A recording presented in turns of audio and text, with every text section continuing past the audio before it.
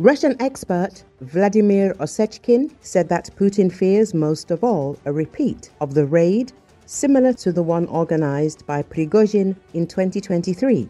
If he ends the war in Ukraine, the risk of armed people going to overthrow the Kremlin increases significantly. First, the human rights activist sobered us up with the truth about Putin's plans. It seems to me that we all need to part with the illusion that Putin and his army can voluntarily lay down their arms, leave the occupied territories, or stop seizing more and more new territories. As I have said many times on your broadcasts, Putin's main fear is to see a relapse of the events that took place in June 2023 when the so-called Wagner PMC, several thousand heavily armed militants, went to Moscow. Then Vladimir Osechkin explained why the next raid on Moscow would be brought to a logical conclusion. For him, and for the generals of Lubyanka, the FSB and the FSO, a nightmare is if a couple of divisions, disappointed and realizing that they were led by the nose, take off and go towards Moscow. They will definitely not stop, because there is an obvious example with the falling Embraer, with Utkin and the entire team of the top of the PMC Wagner, who crashed together with the crew in August 2023. Accordingly, for him to press the emergency brake and stop now is to generate great risks. But it is not excluded that the military could overthrow the dictator due to Putin's Ukraine affair. Recently, Osechkin also named the moment when divisions will rush to Moscow. He answered the question of whether the Kremlin will make concessions in the context of Trump's ultimatum. No. This is the image of a besieged fortress surrounded by enemies. How can he create the illusion of a besieged fortress for decades, saying that the whole world wants to destroy Russia and that he will now say that he has changed his mind, that he was scared of Trump's ultimatum and is tying everything up? Of course not. The human rights activist explains why Putin cannot stop. They will continue to escalate. It is very convenient for them all.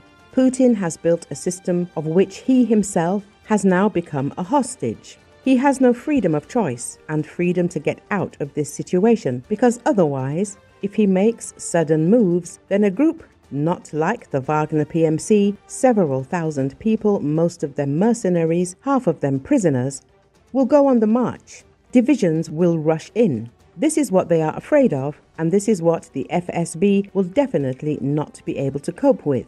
Yes, Putin will continue to tell us that everyone around us is an enemy, how they are bound together by one chain, and how they need to protect some values and beliefs that they themselves do not adhere to. More blah blah blah with intimidation and state terror of their own population in order to justify the problem with the economy with an impending, even greater disaster for the well-being of Russians. Vladimir Osechkin predicted Putin's further actions.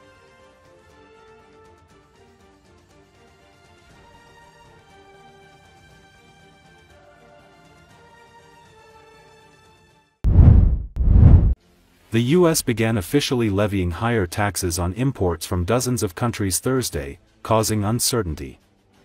According to Associated Press, it comes 4 months after President Donald Trump first announced plans to impose tariffs on most of the world while seeking new trade agreements across the board.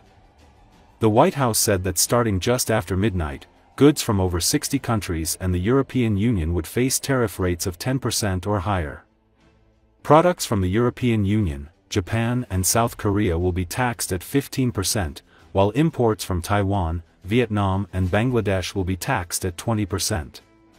Taiwan's President Lai Ching-te said the self-ruled island had yet to engage in final negotiations with the U.S. side owing to scheduling difficulties, and that he was hopeful the final tariff rate would be reduced even further after a final round of talks.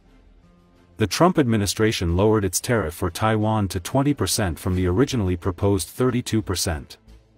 Taiwan is a key supplier of advanced semiconductors needed for many products and technologies.